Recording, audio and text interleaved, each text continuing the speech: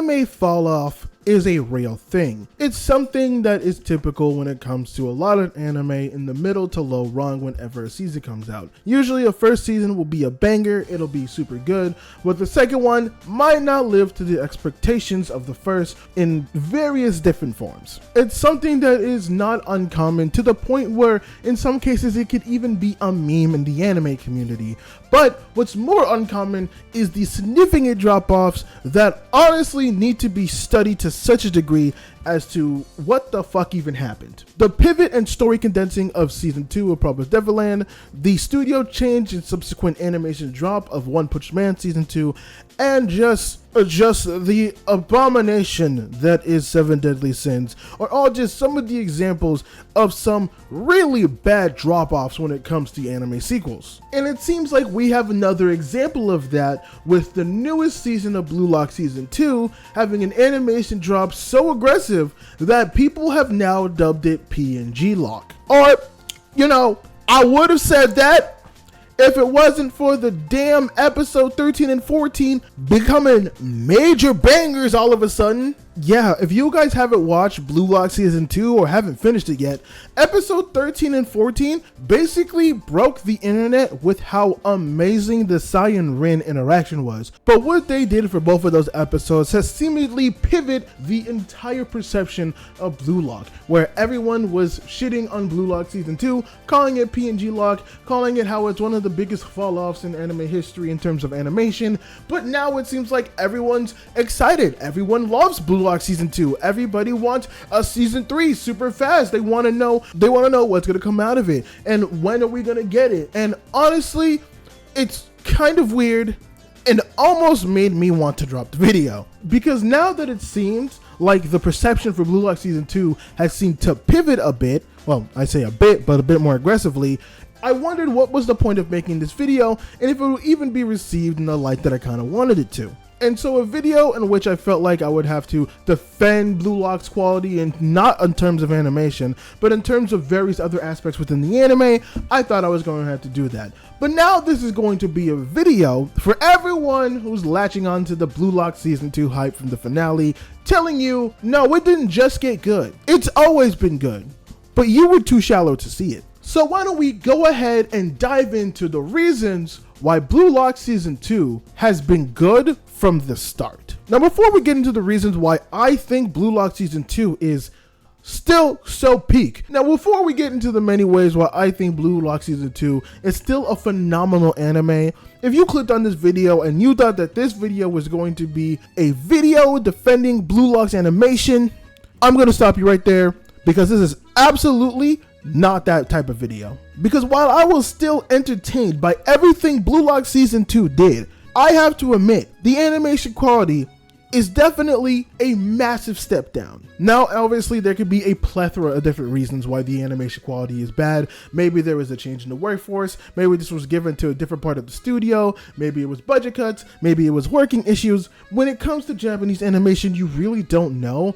But at the end of the day, bad animation is bad animation. Whether it's a good reason for internal change or it's a bad reason like overworking and budget cuts, the animation was still bad and still a massive downgrade regardless. And unfortunately, that is marks on the anime. It does lower the quality a bit, but I'm not here to give the copium that the animation was great or the animation was good. The most that I could say is that when you look at the animation that they tried to do, this wasn't a studio that was lazy and just didn't care. I think when you look at the little effects that they do, the different type of particle effects, the little bit of CGI animation they tried, all the colorful backgrounds and still certain details to the eyes, this was a studio that didn't just try to phone it in and say fuck it. This was a studio that obviously something must have happened and they tried to work with what they have.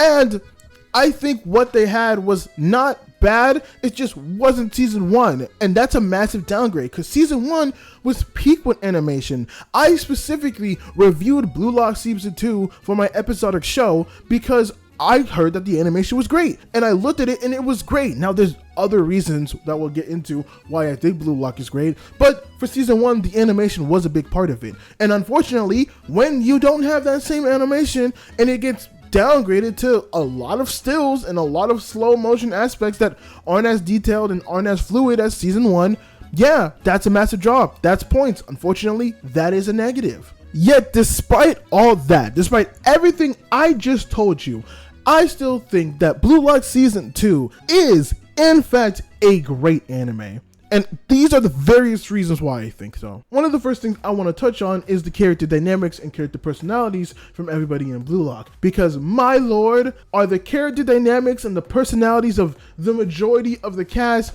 whether it be main characters, sub characters, background characters, are so good. You get enthralled and enticed in every single one of them. Whether it's a small personal story like Chigiri and his leg, or a big overarching story that impacts so many different people like Asagi and Rin stories, Blue Lock has managed to make so many people interesting and make you care about so many different characters in so many different ways.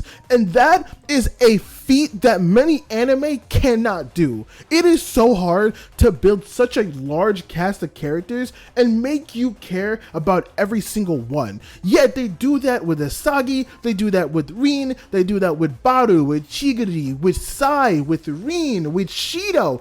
All of these characters are phenomenal people to interact with, and their dynamics are even better. You have dynamics like Isagi and Bachira, where most of the time it is a very supportive relationship, but there's still that rivalry. You have dynamics like Sai and Rin, where it's just blood all the way, and even towards the end of it, it's still just not good and super fucking unhealthy. You have dynamics like Reo and Nagi, where it's both of them kind of going on their own paths, but trying to get into the same place, being left behind, but using that in order to build each other up. And it's a cat and mouse game, but it's a beautiful cat and mouse game that watches both of them blue in their own way. I can go on so much about each character dynamic to each other, how it works, how it plays into the game, into the story, into their own development. It's weaved in such a beautiful way that not many anime are able to accomplish. I want you to understand that.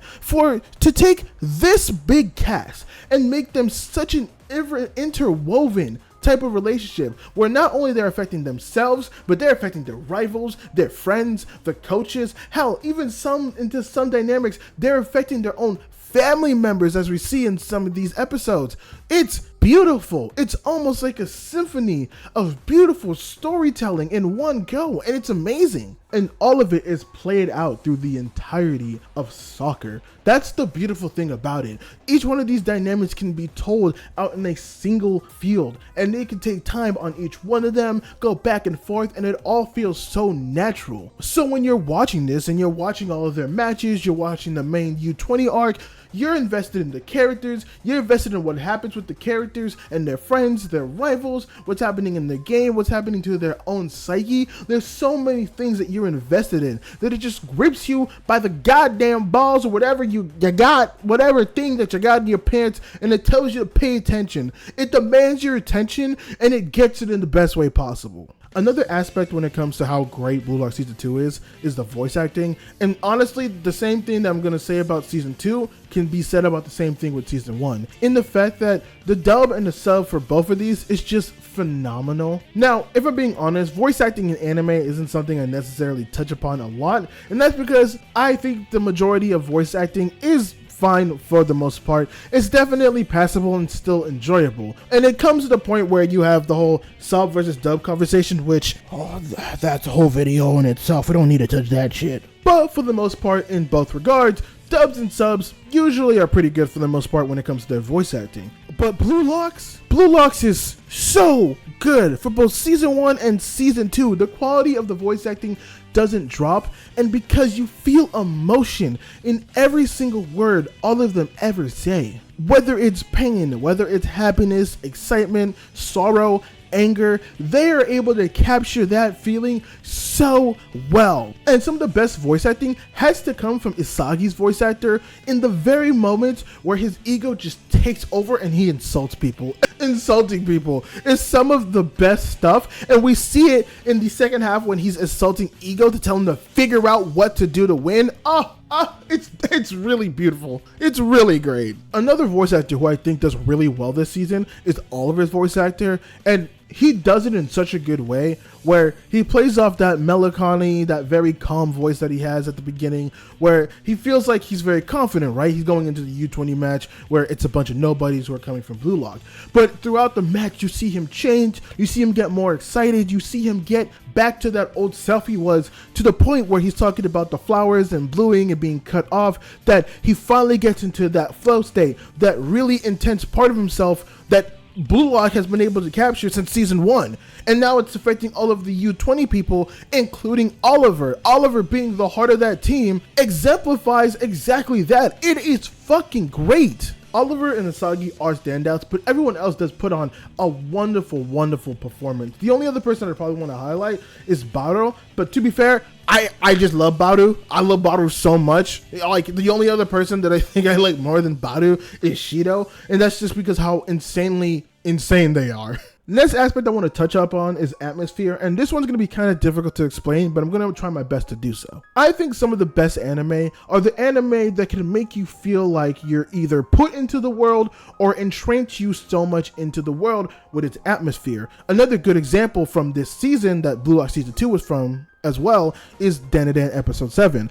I am making a Dandadan video, but I want to touch on it a bit because I think this is going to be the best example. Episode 7 of Dandadan uses everything in its arsenal, from good animation, good music, good storytelling, in order to entice you in the world that it's building in that episode. And honestly, it's very hard to look away from that because it's just so damn good. Again, I don't want to get too much into it because I'm going to put it in my Dandadan video, but episode 7 has an atmosphere that is sorrowful but also beautiful at the same time. But Blue Lock is the complete opposite of that in the best way possible. Blue Lock Season 2 not only captures what it feels like to watch a game of that level, but the moments beforehand when all the players are coming in the tunnels, you're watching the starting kickoff, you're seeing all the players line off, you see that intensity, the roar of the fans, everyone screaming in excitement because of what they're watching. It's a really, really good picturization of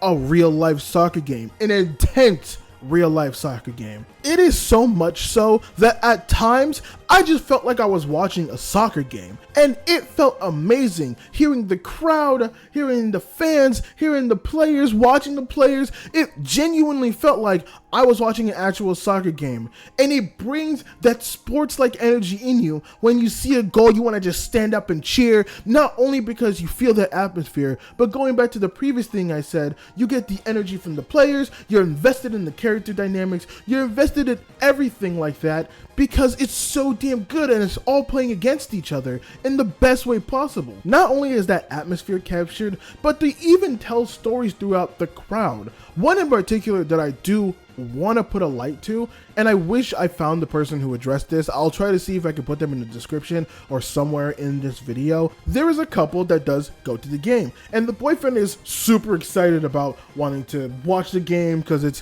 U20 and he's super invested in everybody else. But the girlfriend doesn't really care. She's on her phone, she's kind of off in the corner. She doesn't really mind or really care. But eventually she starts watching. She starts paying attention little by little, and one of the big points we see her get invested in is when Shido does that insane free kick though, and she's so invested into the game now to where we see them every so often in the crowd, and she's getting more and more invested. She's sitting there and she's looking at the game from the chair, then she's looking at the game from the stands, then she's on the rail with her boyfriend, just looking in excitement, giving the same reaction he is, to where Isagi makes the final goal. She's up there screaming and cheering just like everybody else. And as a sports fan myself, who loves converting people in that way, and not in a pushy way where you're toxic, but you bring them to a game, they're not super excited, but eventually they get into it more and more, to where they're just as rabid as a fan as you are, is a beautiful feeling. So not only seeing the game, but seeing somebody being converted by this game, and the performance that both the U20 team and Blue Lock put on is just a little nice side story. It's cool to see that, and it makes me appreciate that more because they're giving details to characters that don't deserve that. They don't Let's understand this. This is a crowd. You do not need to give details into that. Maybe have some of the family there, but we do not need to focus on the crowd as much as we need to. They go above and beyond and do just that. And it makes it feel so much better because you feel the impact that Blue Lock, that team, is having on the audience. It's fantastic. It genuinely has me excited for future arcs that Blue Lock does, because I know at the end of it, they expose that they're doing like a Neo Ego League. And so if we get a league where you can have fans constantly there, we're getting more fans in the anime, and we get to do that little storytelling too. We get that same atmosphere. Please count me in. Season 3 couldn't get any more closer to me, please. So I've gone off long enough on good things about Blue Lock that are away from the animation. So what is kind of my goal here? I've rambled on about the good things about Blue Lock that happened and have been there since this beginning of season 2 that were also in season 1. It just continues. So what exactly am I trying to gain from all of this? What exactly am I trying to tell you, the viewer, about all of this? And honestly, to give a better picture, I think I'm gonna go and make a callback to one of my older videos that I made talking about One Punch Season 2. As I mentioned in the beginning of the video, One Punch Man Season 2 was kind of put in this significant drop off in terms of, Season 1 to Season 2. And for a lot of people, I've heard the same things that you hear about Blue Lock that you heard about One Punch Man. That the anime isn't as good anymore because the animation is dull, that it's not hitting the same, and that there's not enough impact as it was before. And like I said in the beginning, I do understand that. I completely understand somebody not feeling the same way about season 2 due to something like an animation change. And I'm not going to completely fault somebody on saying that the quality has gone down due to the animation change being poorer than the previous season, because that is a real thing. Animation is one of the key components, if not like the most major component when it comes to making an anime. So when you have a quality drop off, it's gonna be par for the course for people to look at your show and say that the quality has dropped. But like Blue Lock Season 2, One Punch Man still had a lot of good qualities. Its characters were really good. The story of Saitama was great. The story of Yaru was also really fucking good. There was a lot of good qualities from One Punch Man Season 2 that still made it a phenomenal anime to watch.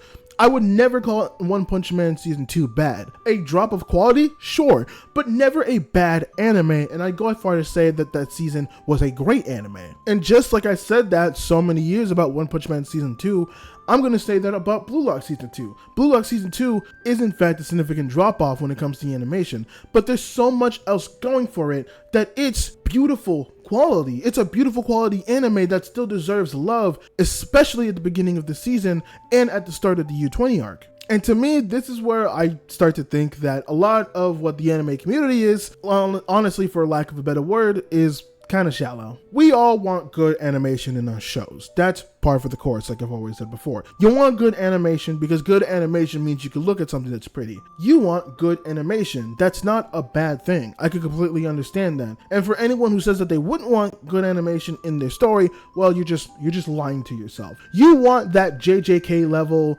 Egghead Island animation. You want that good top tier animation. But I think a lot of the anime community gets so bogged down on wanting to watch, the good animation that they forget that there are still a lot of shows that lack that high quality of animation that are still really good shows. Yes, Blue Lock thrived a lot on the good animation from season 1. Yes, Blue Lock season 1 thrived on its animation, but it also thrived on its characters. It thrived on its dynamics. It thrived on its really in-depth explanation on how all the characters worked with their abilities. There is so much to Blue Lock that is just the animation that, like I've said constantly in this video, yes, it's a drop in quality because of the animation, but everyone doesn't seem to realize that there's more to Blue Lock than just the animation. Blue Lock isn't solely its animation, it is something much more. It is something beyond its animation. And it is kind of shitty to see everyone bag on it in the beginning and not even acknowledge all the good that it was still doing away from the animation, only to come back in the last couple of episodes because, oh,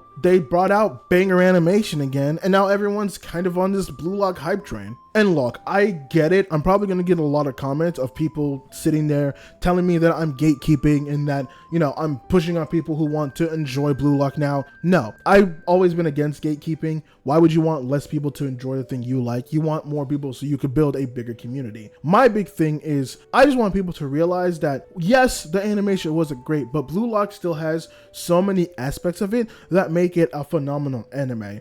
I wouldn't give it a 9 out of 10, unfortunately, because it just doesn't have that animation. But an 8 or an 8.5, hell yeah, that's majorly deserved for what Blue Lock was able to accomplish this season. And sure, a lot of people are going to call me crazy for wanting to rate something like this so high, but I don't think so. You look at Blue Lock and everything it did. Character dynamic, character personalities, character progression.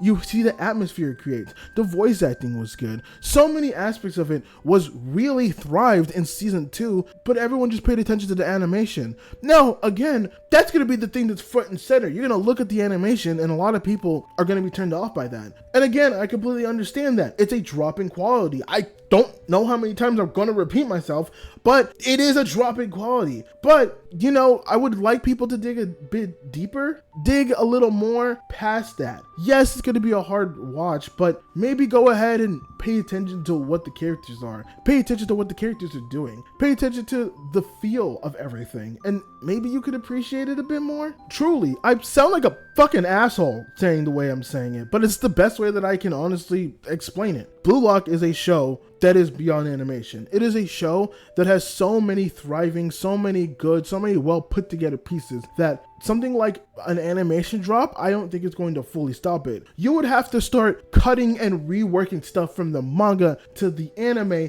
in order for me to actually call it a bad show. And I don't think it's done that in the slightest. And if anything, it's enhanced and bettered a lot of those aspects. Don't get me wrong, I'm glad that the last couple of episodes have brought more eyes to Blue Lock again, to the point where people are hammering for a season 3. And so I encourage anybody, if you saw that last episode animation, go ahead and watch the entire series. Go ahead and watch the entire second season. I know it might be a rough start, but trust me, it's gonna be worth it. Season 2 might have rough animation, but I promise you, you're gonna get so much wealth from everything else in this show. It's going to be a phenomenal experience to watch. But what did you guys all think? Do you think Blue Lock is just its animation, or do you think there's more to it? Tell me in the comment section below, and if you like this video, please give it a like and subscribe to the channel, because I'm going to try to put out more videos. I don't know how much more, but I'm going to try to put out more videos as much as I can. Thank you for watching. I hope you have all a lovely day, and I will see you guys in the next one. Bye! I'm like so gay.